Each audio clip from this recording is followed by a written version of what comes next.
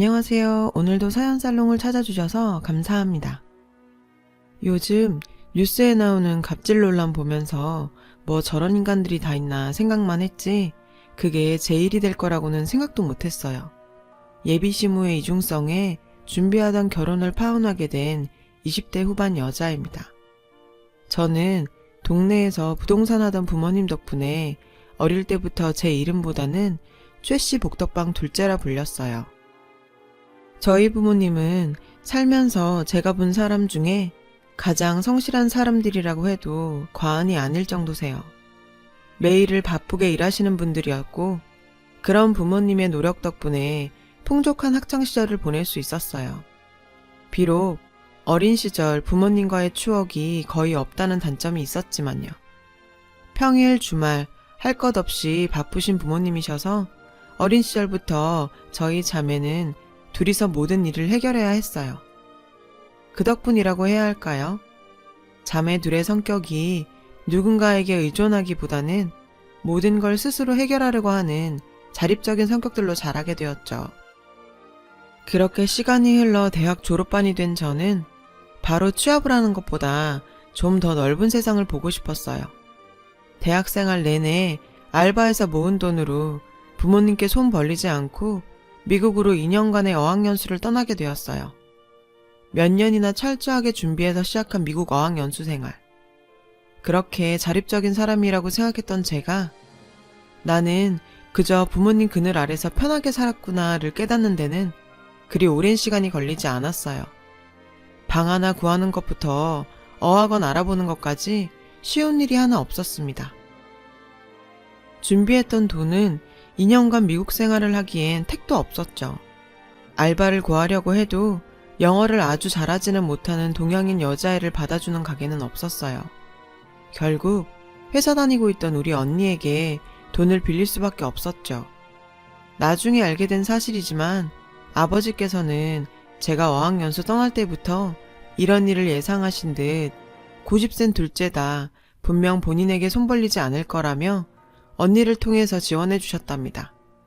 그 덕에 중간에 한국으로 돌아가는 일은 없었어요. 그렇게 1년쯤 흘렀을까요? 영어도 많이 늘고 미국 생활에도 적응하면서 샌드위치 가게에서 일을 하게 되었어요. 그곳에서 그 남자를 만나게 되었죠.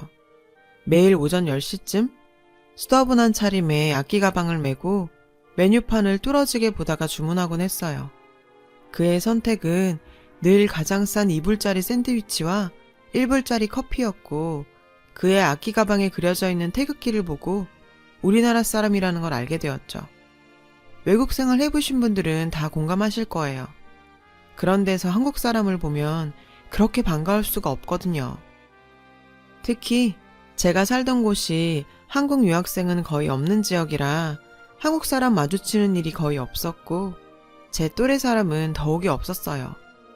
매일 가장 싼 샌드위치를 시키는 그의 모습이 뭔가 저와 비슷한 것 같아서 사장님 몰래 2달러짜리 샌드위치를 마치 10달러짜리 샌드위치처럼 만들어줬더니 그가 저를 의아하다는 듯 쳐다봤는데요. 한국 사람이죠? 서비스예요. 저희는 그렇게 인연을 가지게 되었어요. 가끔 만나서 밥 먹으면서 이런저런 이야기 나누다 보니 그에 대해서 알게 되었는데요. 바이올린 공부를 위해 미국으로 왔다는 그의 집안은 온 가족이 음악을 하고 있는 음악가 집안이었습니다.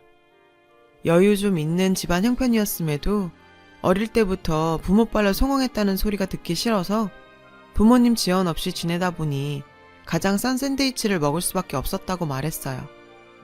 매일 메뉴판 앞에서 고민하던 이유를 듣게 되니 그와 제가 많이 닮았다는 생각이 들더라고요. 그에게 좀 더 뭔가 모를 동질감을 느끼게 되었고 먼 미국 땅에서 피 끓는 20대 중반 남녀의 만남은 좋은 관계로 발전하게 되었어요. 시간이 참 빠르게 흘러갔어요.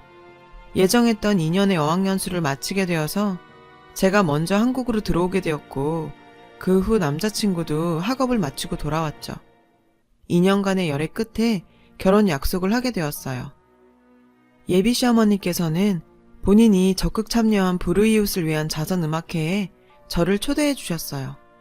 그곳에서 예비 시댁 식구들과 첫 만남을 가지게 되었어요. 듣던 대로 남자친구의 집안은 부모님, 형제는 물론 심지어 삼촌 고모까지도 전부 음악하시는 음악가 집안이었어요. 늘 바쁘다 보니 대화가 적었던 저희 집과 달리 가족들끼리 같이 노래도 부르고 공연도 하는 남자친구의 집안을 보니 뭔가 부럽기도 하고 신선했는데요. 특히 예비 시어머니께서는 항상 노블리스 오블리제를 실천하기 위해서 노력하신다고요. 매년 자선공연도 이렇게 참여하시고 봉사활동도 다니시면서 약자들을 위한 삶을 살고 계신 분이라더군요. 저런 훌륭한 사람이 내 시어머니가 되실 분이라는 게 뿌듯하고 자랑스러웠어요. 시댁 식구들과 첫 만남 이후 같이 자선단체에 봉사활동도 다니면서 시댁 식구들과도 많이 가까워졌고 저희 아버지 건물에 있는 한식당에서 상견례를 약속하게 되었습니다. 상견례 전에 본가를 찾아갔는데 아빠의 오른팔에 깁스가 둘둘 말려 있었어요. 아빠, 손에 깁스 뭐예요? 다쳤어요? 아빠는 별거 아니라며 웃어 넘기셨어요. 아빠는 부동산업을 하시면서 허튼 돈 안 쓰고 좋은 건물 나올 때마다 사고 관리하고 하셨어요. 그러다 보니 지금은 꽤나 큰 건물의 건물주가 되셨지만 20년 전 2층짜리 건물주일 때나 지금이나 달라진 건 하나도 없었어요. 늘 자기 건물은 주인이 직접 관리해야 가치 있는 거라며 직원들과 함께 청소도구 들고 다니며 청소하셨죠. 위험한 일 직원들 어떻게 시키냐며 본인이 스스로 허드렛 일을 자처하기도 하셨고요. 그러다 보니 감전당하신 적도 있고 이마가 5cm나 찢어져서 피를 철철 흘릴 때도 있었던 터라 딸 입장에서는 이제는 좀 내려놓고 쉬셔도 되지 않겠냐고 하면 늘 하시던 말씀이 있으셨어요. 현아야, 내가 이렇게 안 하면 누가 이렇게 하니? 내가 내 건물 스스로 잘 가꿔야 여기 새 들어서 장사하는 분들한테 면이 서지 않겠어? 아빠는 건물에서 일하시는 직원분들이나 세입자분들을 먼저 생각하시는 분이었어요. 그러다 보니 아빠 건물에 한번 자리 잡은 곳은 오랫동안 그곳에서 영업을 했어요. 저도 식당 이모들과 거의 가족처럼 지냈고요. 그러다 보니 제 상견례 장소로 부모님과 10년 넘게 인연을 맺어온 이모님의 가게로 결정한 것도 어찌 보면 당연한 일이었죠. 식당 이모님은 제 상견례는 본인이 책임진다며 음식도 정말 정성껏 준비해준다고 하셔서 상견례 전에 가게를 방문했어요.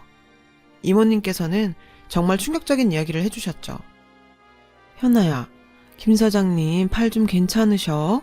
그때 보니 많이 다치신 것 같던데. 아, 지금은 많이 나으셨어요. 아무튼 저희 아빠도 참 그냥 좀 집에서 쉬시라니까 맨날 일하시다가 그렇게 다쳐오시고는. 에휴. 김 사장님이 말씀 안 하셨어? 그거 일하다 다친 게 아니고. 이모님의 말씀은 정말 충격적이었는데요. 아빠는 일하다가 다치신 게 아니라 건물에 있는 식당을 찾은 중년 아줌마가 로비에서 본인 구두에 껌이 붙었다며 청소하고 계시던 직원분을 불러서 폭언을 했답니다. 그걸 본 아빠는 그 중년 아줌마와 다툼이 있는 중에 말리시다가 그 중년 부부로부터 폭언과 폭행을 당했다고 해요. 그때 순간 며칠 전 남자친구가 저에게 했던 말이 떠올랐는데요. 자기야, 오늘 우리 엄마랑 아버지가 식당에 갔다가 낭패당했다더라. 엄마 구두에 껌 붙어서 항의했더니 거기 경비원이랑 청소부가 오히려 막 몰아붙였다고 하더라고. 에휴, 요즘엔 무슨 항의만 해도 갑질이라고 오히려 적반하장이니. 뭔가 불길한 기분이 들어서 당장 로비 CCTV를 확인했어요. 불길한 기분은 단지 기우가 아니었죠. CCTV 속 아빠는 비참하게 갑질당하고 계시던 청소하는 아저씨를 보고 중년 여성을 말리고 계셨고 그 여자가 바로 예비시모였는데요. 예비시모께서는 자신의 구두에 껌이 붙자 경비원을 불러서 폭언을 쏟아부었어요. 그걸 본 아빠는 말리는 과정에서 예비시모의 어깨를 잡게 되었고 그걸 가지고 예비시모는 본인이 폭행을 당했다고 난리가 났더라고요. 버러지 같은 청소부가 누구 몸에 손을 대냐며 폭언을 했고 예비 시아버지께서는 아빠를 내동댕이 치는 장면이었어요. 정말 CCTV 화면을 보고 나니 화가 나서 손발이 부들부들 떨렸습니다. 노블리스 오블리제 타령하면서 약한 사람들을 도와야 한다고 말했던 그 여자가 자기 구두에 껌 좀 붙었다고 경비 아저씨를 불러서 무릎 꿇으라며 소리치고 아빠에게 청소나 하는 버러지라며 청소부를 무시하고 갑질하는 모습을 보니 자선행사하고 봉사활동 다니는 게 그저 남들에게 보여주기 위한 허세였을 뿐이라는 걸 알게 되었죠. 아빠가 어떻게 살아오셨는데 제 인생에 이런 인간들하고 엮일 수 없었습니다. 결혼을 엎어버릴 결심을 하게 되었는데요. 이모님께 이야기를 듣고 CCTV를 확인하고 하다 보니 상견례가 1시간도 채 남지 않은 상황에서 아버지에게 갑질한 그 가식적인 인간들에게 사과는 받아야겠다 마음이 들어 상견례는 그대로 진행하게 되었어요. 사돈, 처음 뵙겠습니다. 이야기는 많이 들었습니다. 자수성가로 성공하신 분이라. 그 우아하고 교양 있는 모습으로 저희 부모님께 인사하는 그 여자는 역시나 말끔하게 차려입은 저희 아빠를 못 알아보는 눈치였어요. 참 어이가 없더군요. 며칠 전에 버러지 같은 경비원에 청소부라고 부르던 인간이 옷 하나 바꿔 입었다고 자수성가하신 훌륭한 분이라고? 사람 외적인 모습만 보고 이렇게 태도를 바꾸는 그 여자의 모습에 보는 것만으로도 역겨웠어요. 저희 아빠도 역시 깜짝 놀라는 눈치셨죠. 아빠, 여기까지 오시게 해서 미안해요. 나 꼭 직접 사과받아야겠어요. 이 사람들은 역시나 못 알아보네요. 저기요, 저희 아빠 못 알아보세요? 응? 아가야, 그게 무슨 소리니? 사돈, 뵌 적이 있던가요? 어디 골프장? 백화점? 어디서 낯이 있긴 한데. 아줌마, 자기보다 잘나 보이는 사람들한테는 고개 숙이고 자기보다 못나 보이는 사람한테는 갑질이나 처하는 게 당신 모습이죠. 노블리스 오블리제? 지나가던 개가 웃어요.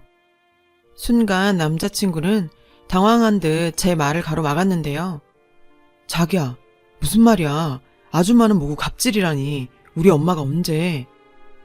한참을 생각하던 예비시모는 뭔가 떠오른 듯 말했죠. 아, 그 청소부? 아니, 부동산으로 성공한 분이라고 하길래 기대가 컸는데 청소하는 사람이 너희 아버지? 아이고, 부동산으로 집에 돈 좀 있는 줄 알고 결혼시킬랬더니 완전 사기꾼 집안이네, 사기꾼. 잘못하다가 청소부 집안이랑 결혼시킬 뻔했네. 현수야, 일어나라, 가자. 아줌마, 이 결혼은 당신이 없는 게 아니라 내가 없는 거예요. 며칠 전에 이 건물에서 그 난리 핀 거 아니었어요? 머리가 있으면 생각을 좀 해보세요. 부동산으로 성공하신 분이 왜 여기서 청소를 하고 있겠어요? 네? 이 건물이 우리 아버지 거니까 본인이 직접 청소하고 관리한다는 생각은 안 해보셨어요? 살면서 사람 눈이 그렇게 파르르 떨리는 건 처음 봤어요. 이 건물의 주인이 저희 아빠라는 사실을 알게 된 예비시모는 그 자리에서 마치 석고상처럼 굳어있더라고요. 저희 딸은 이미 결정한 것 같으니 저희는 먼저 일어나 보겠습니다.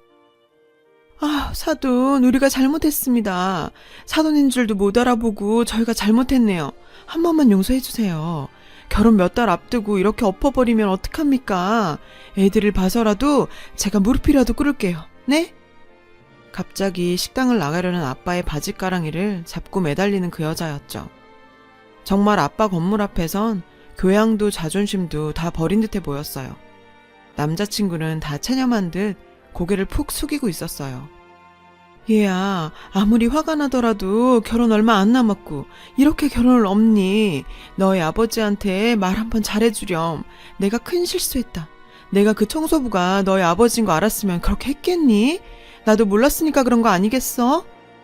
그 여자는 아직도 자기가 뭘 잘못한지 깨닫지도 못하는 듯 했습니다. 떨어지라고 밀어봐도 아빠의 바지가랑이를 계속 붙잡고 있길래 식전에 나온 호박죽을 그 여자 머리에 엎어버렸어요. 어머머, 이게 뭐야? 누런 호박죽이 얼굴에 흘러내리는 꼴을 보니 참 그 여자의 진짜 모습인 것 같더라고요. 아직 뭐가 잘못됐는지를 모르네. 당신은 청소하는 사람들한테는 그렇게 해도 된다고 말하는 거예요?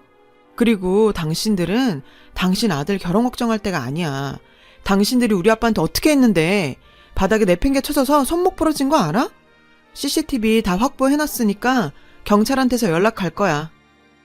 솔직히 남자친구에게는 조금 미련이 남았지만 어릴 때부터 부모님이 건물에서 일하시는 분이나 세입자분들에게 하는 행동을 보고 자란 저로서는 그런 행동을 하는 인간들을 이해할 수도 이해하고 싶지도 않았거든요. 파혼 후에 아버지 폭행건으로 고소를 진행했어요. 기본적인 예의도 없는 인간들. 얼굴 한번 내비치지 않고 전화 한 통 툭 해서 합의를 해달라고 하더군요. 아빠는 참 저런 인간들하고 사돈 안 된 게 다행이라며 그런 푼돈 필요 없으니 그 여자한테 폭언들은 경비원 아저씨한테 무릎 꿇고 사과하면 합의해주겠다고 하셨죠. 그 여자는 어떻게 자기가 그딴 청소부랑 건물 경비원한테 무릎 꿇냐며 여전한 모습을 보였는데 뭐 그렇다고 지들이 어쩌겠어요. 폭행죄로 빨간 줄 생기긴 싫었는지 경비원 아저씨에게 와서 결국 무릎 꿇고 사과하더라고요. 통쾌하게 그지 없었어요. 한편으론 아저씨 앞에 무릎 꿇고 있는 그 모습을 보고 있자니 왜 저렇게 사나 싶었습니다. 살면서 저희 부모님이 막연하게 성실하신 분이다라는 생각만 했었는데 내가 살아도 부모님처럼 못 살 것 같다는 생각이 들 정도로 훌륭한 분이시더라고요. 그들이 거창하게 지겹도록 내뱉던 노블리스 오블리주를 아무렇지 않게 실천하시는 분이 저희 부모님이셨으니까요. 엄마 아빠가 살아오신 길 제가 더럽히지 않도록 더 정신 똑바로 차리고 살아야겠습니다. 제 이야기를 들어주셔서 감사합니다. 항상 행복하세요. 여러분, 사연 댓글에 응원과 현명한 조언 부탁드려요. 좋아요와 구독은 저에게 큰 힘이 됩니다. 오늘도 좋은 일 가득하세요.